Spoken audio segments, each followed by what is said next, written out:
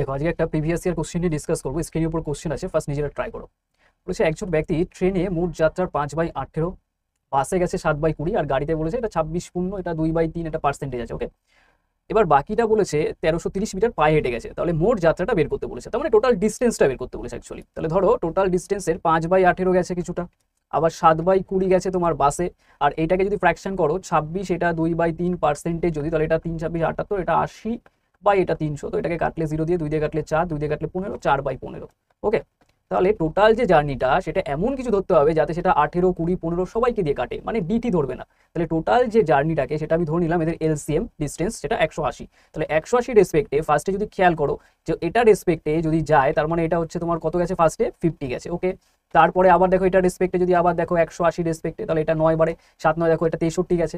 আবার পরের টুক দেখো এটা রেসপেক্টে যদি 180 করো, তো এটা কাটলে কত বারে যাচ্ছে, এটা 12 4 12 48 গেছে। তাহলে টোটাল যদি সব যোগ করে দেয়, এটা 50 63 48 সব যোগ করে দিলে কত আসছে, 161। তো এটাকে মাইনাস করলে দেখো 19 আসছে। তাহলে 19 যেটা আছে সেটা বাকি পথ। তাহলে বাকি পথ আমার অ্যাকর্ডিং 19, কিন্তু কোশ্চেনে দেওয়া আছে 1330, তার মানে এটা 70 গুণে আছে। তাহলে আমার যে অ্যান্সারটা হবে 180, এটাও নিশ্চয়ই 70 গুণে আসবে। তাহলে এটা রেসপেক্টে 70 গুণ করলে চলে আসবে কত, 70 গুণ করলে এখানে লিখে দিচ্ছি 12600 এত মিটার, কিন্তু এটাকে 1000 দিয়ে ডিভাইড করে দাও, তাহলে এটাকে ডিভাইড করলে চলে আসবে অপশন এ হয়ে যাবে 12.6 হয়ে যাবে আমাদের রাইট আনসার।